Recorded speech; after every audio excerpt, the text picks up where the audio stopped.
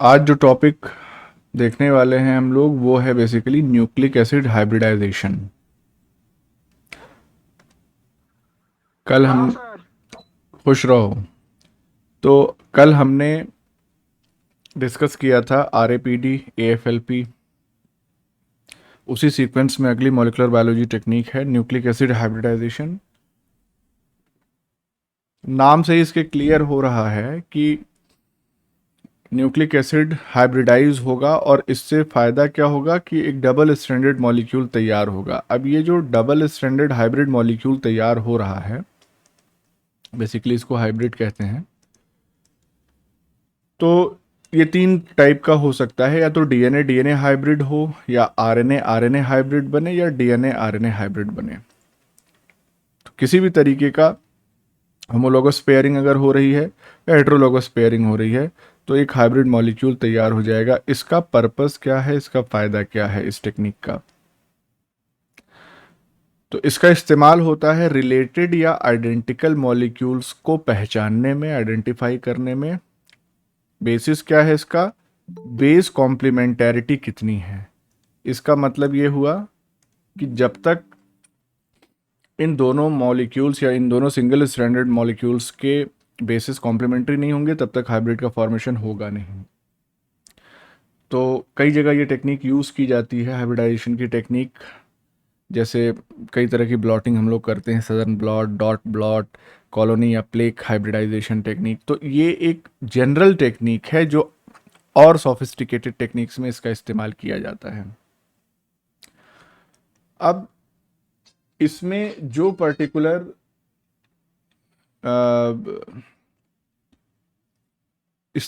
Particular DNA molecule इस्तेमाल होता है वो क्या होता है? वो एक प्रोब होता है। यानी आइडेंटिकल मॉलिक्यूल या रिलेटेड मॉलिक्यूल को डिटेक्ट करने के लिए जिस न्यूक्लिक एसिड मॉलिक्यूल का हम इस्तेमाल करते हैं उसको हम कहते हैं प्रोब, यूज्ड फॉर डिटेक्शन। और ये प्रोब जनरली लेबल्ड होता है। लेबलिंग कैसे करते हैं ये भी हम टेक्निक में आगे देखेंगे। तो इस लेबल्ड प्रोब का इस्तेमाल किया जाता है कॉम्प्लीमेंट्री डीएनए या आरएनए मॉलिक्यूल को आइडेंटिफाई करने के लिए। और ये कॉम्प्लीमेंट्री डीएनए या आरएनए मॉलिक्यूल जो है वो एक complex mixture of nucleic acid molecules में मौजूद हो सकते हैं। यानी कि बहुत variety of nucleic acid molecules present हो सकते हैं जिसमें हमको अपना टारगेट डीएनए या आरएनए आइडेंटिफाई करना है। तो उसके लिए हम ये लेबल्ड प्रोब का इस्तेमाल करेंगे। एक टर्म होता है इन सीटू हाइब्रिडाइजेशन। तो इसमें क्या आइडेंटिफाई करते हैं? जाहिर सी बात है, होमोलोगस डीएनए या आरएनए सीक्वेंस को जब क्रोमोसोम के अंदर या इंटैक्ट सेल में ही आइडेंटिफाई करते हैं तो उसको हम कहते हैं इन सीटू हाइब्रिडाइजेशन। एक्चुअली यही इतना पोर्शन ही इंडिकेट करता है इन सीटू को। सेल एक्सट्रैक्ट में अगर हम आइडेंटिफाई करेंगे तब तो वो इन विट्रो हो जाएगा, लेकिन ये लैंग्वेज थोड़ा सा समझिएगा। सेल एक्सट्रैक्ट वाला इन विट्रो हो जाएगा। इन सीटू तब हम उसको कहेंगे जब क्रोमोसोम के अंदर ही आइडेंटिफाई कर रहे हैं या सेल के अंदर, इंटैक्ट सेल के अंदर ही कर रहे हैं, यानी ऑन साइट, सिंपल। अब ये जो हाइब्रिडाइजेशन रिएक्शन हो रही है, ये स्ट्रिंजेंसी इसकी क्या है या कितना फर्मली हाइब्रिडाइजेशन हो रहा है, इसको डिटेक्ट करने के लिए स्ट्रिंजेंसी टर्म का यूज़ किया जाता है। तो ये टर्म डिस्क्राइब क्या करता है, क्या बताता है स्ट्रिंजेंसी टर्म? ये सिंपली इंडिकेट करता है number of mismatched basis that are allowed in a hybridization reaction and still have a double stranded hybrid। जाहिर सी बात है, जो प्रोब है उसकी परफेक्ट 100% पेयरिंग हर केस में पॉसिबल नहीं है। कई केसेस ऐसे आएंगे जिसमें थोड़ी सी पार्शियल इम्परफेक्ट पेयरिंग है, मतलब मोर देन 95% पेयरिंग हो गई लेकिन कुछ बेसिस नहीं मैच कर रहे हैं। फिर भी इतना होने के बावजूद अगर डबल स्टैंडर्ड हाइब्रिड तैयार हो जा रहा है तो इसका मतलब यह है कुछ मिसमैच्ड बेसिस को अलाउ कर दिया जा रहा है या उसके मौजूदगी में भी डबल स्टैंडर्ड हाइब्रिड तैयार हो जा रहा है। तो दैट इंडिकेट्स दी स्ट्रिंजेंसी। मतलब जितने कम नंबर ऑफ मिसमैच्ड बेसेस होंगे उतना ज्यादा स्ट्रिंजेंट हाइब्रिडाइजेशन होगा। सिंपल सी बात है। अब ये जो स्ट्रिंजेंसी है, इसको इन्फ्लुएंस करने वाले दो मेन फैक्टर्स हैं। एक तो है टेम्परेचर और दूसरा है salt concentration of hybridization mixture. जिस मिक्सचर में हाइब्रिडाइजेशन हो रहा है उसमें सॉल्ट का क्या कंसंट्रेशन है, दो चीज़ों से ये इन्फ्लुएंस होती है पूरी स्ट्रिंजेंसी। अगर हमको हाई स्ट्रिंजेंसी अचीव करनी है तो उस केस में हमको टेम्परेचर क्या रखना पड़ेगा, हाई।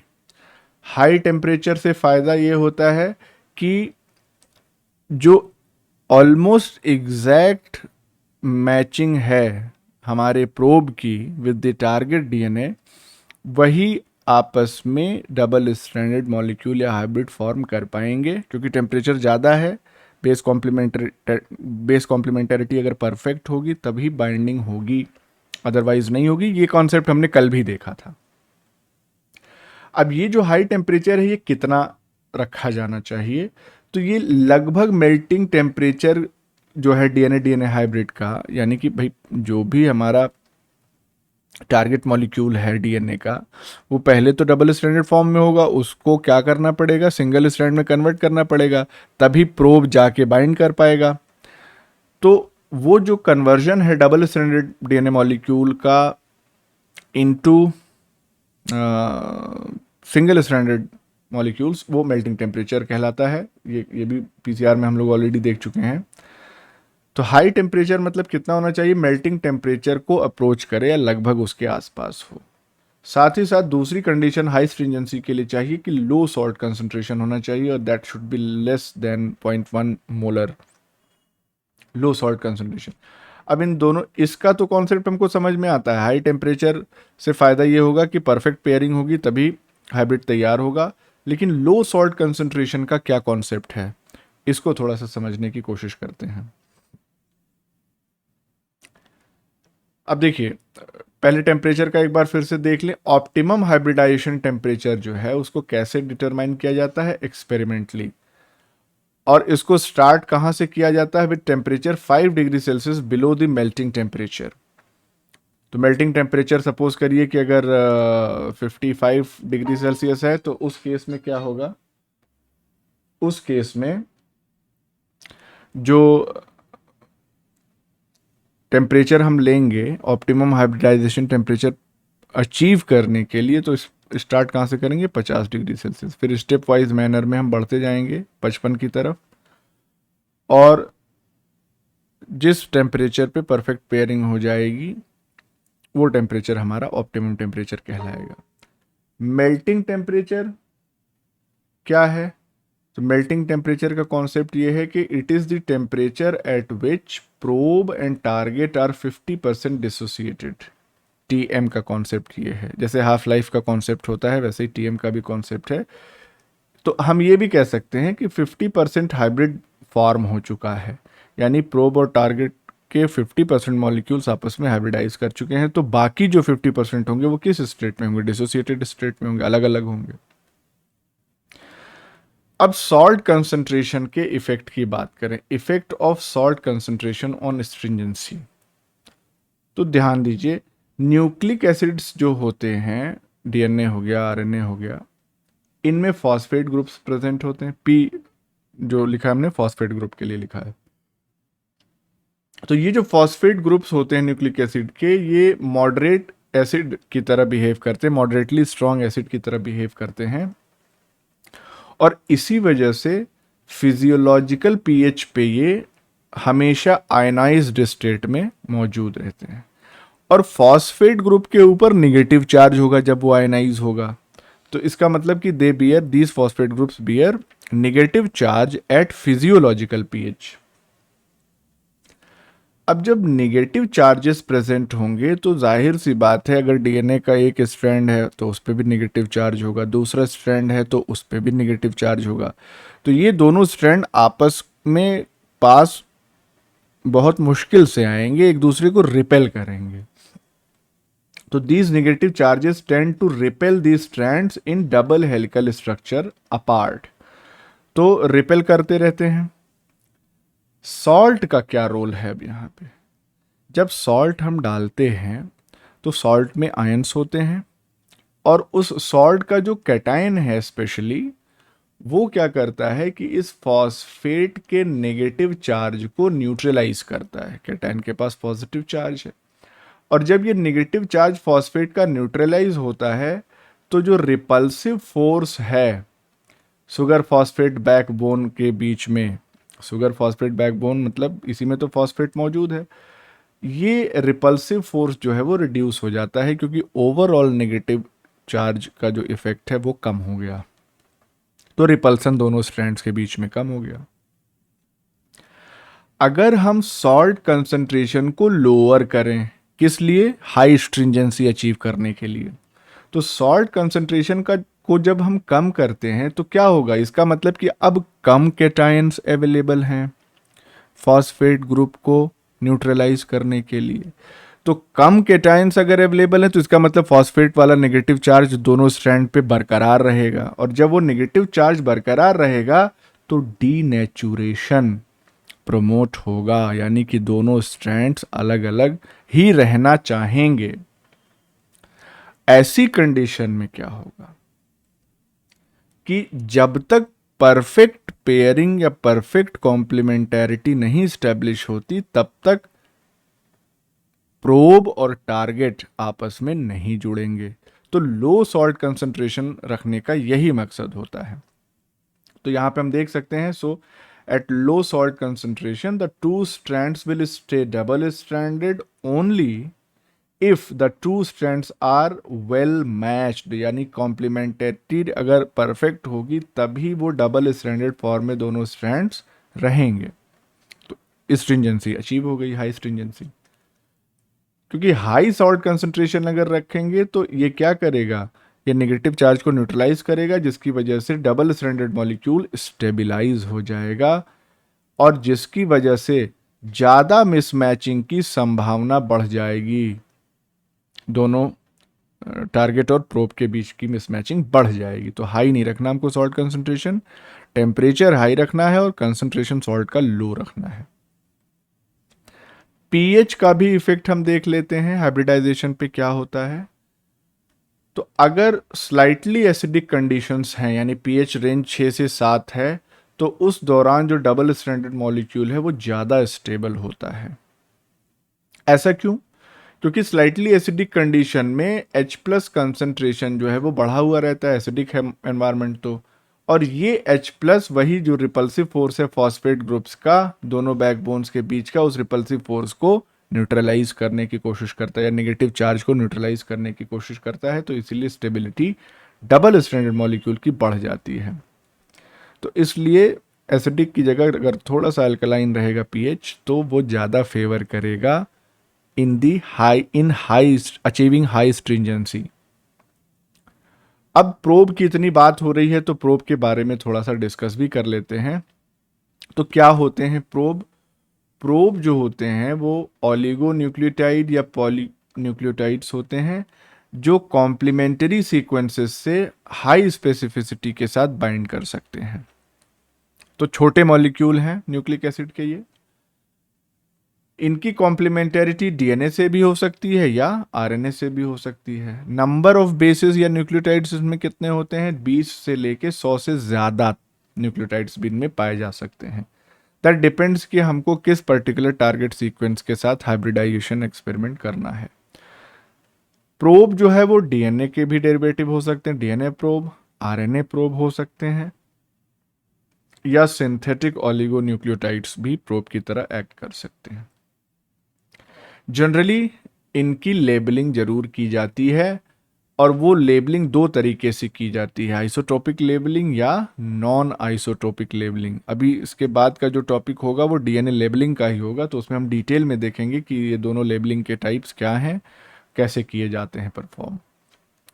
अब तीनों जो प्रोब्स हैं, DNA probe, RNA probe, oligonucleotide, उनको इंडिविजुअली थोड़ा सा डिस्कस कर लेते हैं। तो ऑलिगोन्यूक्लियोटाइड प्रोब्स की अगर हम बात करें तो ये केमिकली सिंथेसाइज्ड हैं और इंड लेबल्ड होते हैं, लेबलिंग इनकी कर दी जाती है ताकि डिटेक्शन आसानी से हो सके। जनरली ये कैसे होते हैं? Single stranded, SS for single strand. ये हेटेरोलोगस भी हो सकते हैं या होमोलोगस भी हो सकते हैं। इसका क्या मतलब है अभी हम आगे बताते हैं। डीएनए प्रोब्स की अगर हम बात करें तो ये क्लोन्ड डीएनए होते हैं। ये या तो इंड लेबल्ड हो सकते हैं या इंटरनली लेबल्ड हो सकते हैं ड्यूरिंग इन विट्रो रेप्लिकेशन, यानी कि जब इन डीएनए प्रोब की सिंथेसिस हो रही होगी at the time of replication outside the system, यानी इन विट्रो कंडीशन में, तो उस दौरान भी इंटरनल लेबलिंग अटैच की जा सकती है। लेबलिंग अटैच करने का मतलब कि कोई स्पेसिफिक एटम जो है वो रेडियो एक्टिवली लेबल्ड किया जा सकता है, जैसे फॉस्फोरस हो गया या सल्फर। सल्फर तो हम जानते हैं कि डीएनए में पाया नहीं जाता है, तो उसके लिए भी जुगाड़ किया जाता है। वो जुगाड़ भी हम आपको बताएंगे। जनरली P32 यूज होता है लेबल करने के लिए। अब ये जो डीएनए प्रोब है ये भी डबल स्ट्रैंडेड या सिंगल स्ट्रैंडेड दोनों कंडीशन में हो सकते हैं। अगर डबल स्ट्रैंडेड है डीएनए प्रोब तो हाइब्रिडाइजेशन के पहले इसको डीनेचर करना जरूरी है, क्योंकि जब तक सिंगल स्ट्रैंड में कन्वर्ट नहीं होगा तब तक ये हाइब्रिडाइज कैसे करेगा। ये भी हेट्रोलोगस या होमोलोगस हो सकता है डीएनए प्रोब भी। अब आरएनए प्रोब की बात करें तो ये इंटरनली लेबल्ड होते हैं। कब? जब इन विट्रो ट्रांसक्रिप्शन परफॉर्म किया जा रहा है उसी समय कोई लेबल इनकॉर्पोरेट कर दिया गया इसमें। तो ट्रांसक्रिप्शन इनका बेसिकली होगा कहां से? जाहिर सी बात है क्लोन डीएनए टेम्पलेट से ही हो पाएगा। जनरली ये कैसे होते हैं? Single stranded. तो ऑलिगोन्यूक्लियोटाइड भी सिंगल स्ट्रैंडेड होता है, आरएनए प्रोब भी सिंगल स्ट्रैंडेड होता है, डीएनए प्रोब डबल या सिंगल दोनों स्ट्रैंडेड हो सकता है। ये फिर से ये भी हेट्रोलोगस या होमोलोगस, यानी तीनों टाइप के प्रोब्स हेट्रोलोगस या होमोलोगस हो सकते हैं। क्या है हेट्रोलोगस होमोलोगस देख लेते हैं। हेट्रोलोगस प्रोब का मतलब ऐसा प्रोब जो सिमिलर तो है लेकिन एग्जैक्टली सेम नहीं है जिस न्यूक्लिक एसिड सीक्वेंस से इसको जुड़ना है, यानी सीक्वेंस कॉम्प्लीमेंटैरिटी परफेक्ट नहीं होनी चाहिए हेट्रोलोगस प्रोब के केस में। तो उससे फायदा क्या होता है? उससे फायदा ये होता है कि अगर हम किसी दूसरे एनिमल का प्रोब इस्तेमाल कर रहे हैं, किसी दूसरे एनिमल से डिराइव्ड, जैसे यहाँ पे माउस प्रोब इस्तेमाल कर रहे हैं ह्यूमन जीनोमिक लाइब्रेरी को सर्च करने के लिए, डिटेक्ट करने के लिए, तो चूंकि माउस प्रोब परफेक्टली तो मैच करेगा नहीं, लेकिन अगर मैच कर जाता है, मिसमैचिंग अलाउड है, तो उस केस में हमको फिर सहूलियत हो जाएगी कि हमने माउस के साथ तो हम बहुत कुछ कर सकते हैं, ह्यूमंस के साथ उतना अलाउड नहीं है, ethical issues and all that. तो माउस का प्रोब हम इस्तेमाल कर सकते हैं to search the human genomic library, क्योंकि जीन्स तो सेम ही है, मैमेलियन जीन्स। होमोलोगस प्रोब का क्या कॉन्सेप्ट है कि यहाँ पे एग्जैक्ट कॉम्प्लीमेंटैरिटी होती है nucleic acid sequence of interest में और प्रोब में, इन दोनों में परफेक्ट कॉम्प्लीमेंटैरिटी। तो यहाँ जिस स्पीशीज की बात करेंगे उसी का प्रोब भी डिजाइन करके तब हाइब्रिडाइजेशन किया जा सकता है। So this was all about nucleic acid hybridization. अब इसके बाद नेक्स्ट टॉपिक जो हमने बताया था लेबलिंग ऑफ न्यूक्लिक एसिड्स, इसको भी थोड़ा सा देख लेते हैं। Although this topic will not be completed today, लेकिन एटलीस्ट इंट्रोड्यूस हो जाएगा। लेबलिंग न्यूक्लिक एसिड्स की कैसे करते हैं? लेबल का मतलब कि कोई टैग अटैच कर देना। तो मॉडिफिकेशन इसमें होगा न्यूक्लिक एसिड का विद टैग्स, और इस टैग के अटैचमेंट से फ़ायदा ये होता है कि इन न्यूक्लिक एसिड्स का जो डिटेक्शन है और फाइनल प्यूरिफिकेशन है वो आसान हो जाता है। दो तरीके हमने आपको अभी बताए थे, आइसोटोपिक लेबलिंग होती है और नॉन आइसोटोपिक लेबलिंग होती है। पहले हम आइसोटोपिक लेबलिंग देखते हैं। आइसोटोप का कॉन्सेप्ट तो आपको मालूम होगा, ऐसे एटम्स जिनका एटॉमिक नंबर सेम होता है लेकिन एटॉमिक मासेस जो है वो अलग अलग होते हैं, उनको हम आइसोटोप्स कहते हैं। तो आइसोटोपिक लेबलिंग में आइसोटोप्स का इस्तेमाल होता है।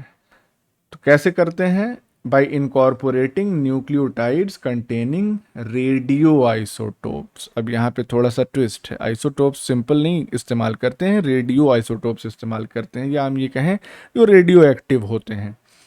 रेडियो आइसोटोप्स का दूसरा नाम है रेडियो न्यूक्लाइड्स। तो ये भी ध्यान रखिएगा, इस टर्म से भी क्वेश्चन पूछा जा सकता है। जब रेडियो आइसोटोप को न्यूक्लियोटाइड में इनकॉर्पोरेट किया जाता है तो इस प्रोसेस को कहते हैं रेडियो लेबलिंग। कौन कौन से रेडियो आइसोटोप्स इस्तेमाल किए जा सकते हैं? P32, P33, S35 और ट्रिशियम या H3। मोस्ट कॉमनली P32 और S35 ही इस्तेमाल किए जाते हैं। अब फिर वही कहानी, सल्फर जो है वो नॉर्मल कंपोनेंट तो है नहीं डीएनए और आरएनए का, प्रोटीन्स में पाया जाता है सल्फर। तो यहाँ पे मॉडिफिकेशन किया जाता है, फॉर्म क्या किया जाता है, एक फॉस्फोरोथाइएट डेरिवेटिव।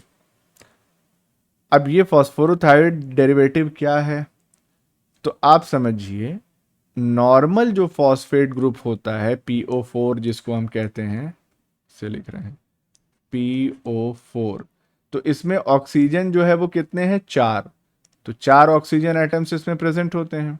लेकिन इस डेरिवेटिव में जो एक ऑक्सीजन एटम है उसको सल्फर से रिप्लेस कर दिया जाता है, तो इसीलिए इसको फॉस्फोरोथायोएट डेरिवेटिव कह दिया गया। जैसे यहाँ पे आप देख सकते हैं, सिंपल सी बात है। यहाँ देखिए, ये जो पूरा ग्रुप यहाँ पे नजर आ रहा है, ये क्या है, ये फॉस्फेट ग्रुप है।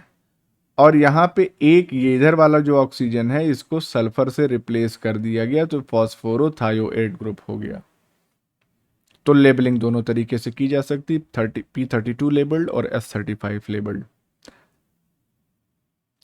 ऐसे रेडियो आइसोटोप्स जो कॉमनली यूज किए जाते हैं बायोलॉजिकल रिसर्च में, वो हैं ये P32, इसका हाफ लाइफ 14 दिन, iodine 131 8.1 days, S35 87 days, C14 5570 साल, कैल्शियम 45 164 डेज, ट्रिशियम 12.3 ईयर्स। इंपॉर्टेंट है, अगर याद कर पाएंगे तो अच्छा है। वैसे कार्बन 14 का तो जरूर याद रखिएगा, और P32, S35 और ट्रिशियम, इन तीनों का जरूर याद रखिएगा। ठीक है, अब देखिए, इसको थोड़ा सा अगर एनलार्ज कर दें, लेट्स सी, नहीं हो रहा।